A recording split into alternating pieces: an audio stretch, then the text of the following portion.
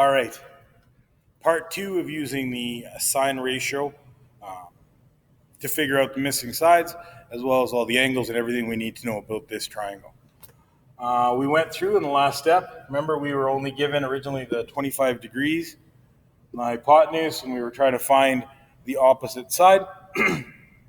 That determined us to use the sine ratio. We made the ratio, put in some of the numbers, but we had to manipulate the formula because we had to isolate the opposite by itself. After doing the math, we'll do this. And like I said, I'm going to add another video where you actually see what I'm doing on the calculator.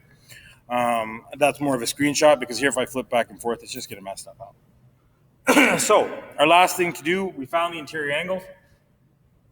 90 plus 125 minus the 180 gave us 65.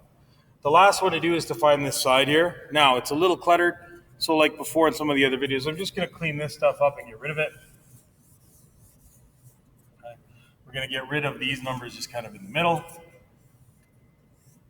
Leave that and get rid of those ones. So now we have a triangle. We know most of it, we just don't know the last side length. All right. Now, in this case, we know that that's Pythagoras' theorem. Okay. Pythagoras' theorem is a squared plus b squared equals c squared. We label what information we have. Our 10 is our c. This refers to our a. I don't have b. Okay. So this, before we get started, as remember in the actual video that we dealt with cosine, we're going to manipulate the formula because we know the hypotenuse and we want to isolate a single side. So to manipulate the formula, the c squared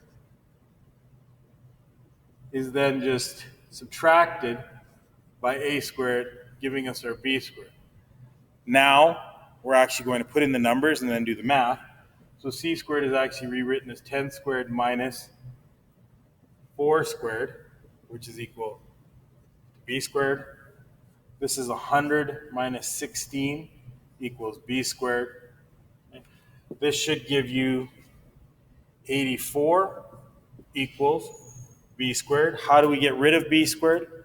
The opposite of squared is find the square root. Square root of 84 equals b. Punching that into your calculator, you're going to get roughly, I believe it's 9 point, I'm just going to check my sheet. You're going to get 9.2. We don't work to that decimal, so we're just going to, well, either one, 9.2 or 9 is going to give you the right answer. I'm just going to shuffle over here back to this other side. So now that we've actually gone through it all, not only do we have, hey, look, everybody, it's, they stuck out. They didn't want to be part of the video. So we've actually determined all the stuff that we need to know just from one angle, one side. We filled out the rest of the triangle. In this case, we used the sine coefficient or the sine ratio. Now I can actually say to you, what's the area? I'll try to post one of those videos before I make stuff complicated in that sense. Please make sure you take a look at the videos and everything that's attached. Do the work. Any questions? Text, email, Twitter, whichever way you can get a hold of me, and I will give you a hand. We'll even do another Google Meet if we need. Hopefully this helped. Good luck.